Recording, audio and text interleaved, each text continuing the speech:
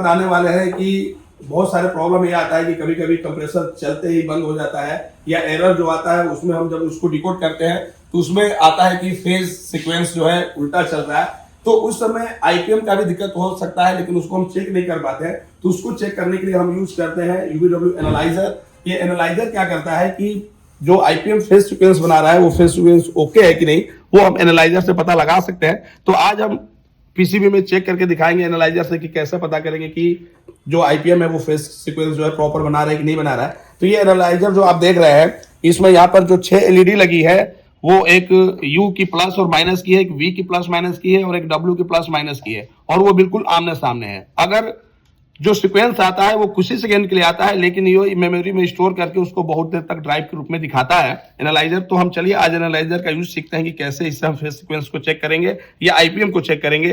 तो इसको हमने क्या किया है कि इसमें जो यूवीडब्ल्यू के 3 वायर होते हैं वो हमने आईपीएम के सामने जो यूवीडब्ल्यू के 3 कनेक्टर होते हैं उस पर हमने प्रॉपर तरीके से क्या कर दिया है, लगा दिया है।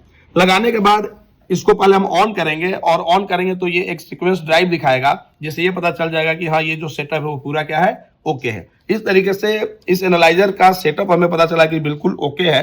लेकिन अब हमें क्या करना होगा, पीसीबी को चालू करना होगा और कंप्रेसर का चलने का जो सिग्नल एमसीयू देती है उस समय तक वेट करना है। और जब एरर आ जाएगा उसके बाद भी हम देखेंगे कि ड्राइव दिखाएगा, और ड्राइव को देख के हम पता करेंगे कि सीक्वेंस जो है वो ओके है कि नहीं है। तो चलिए एक बार स्टार्ट करिए इसको। अब हम पीसीबी को स्टार्ट करने जा रहे हैं।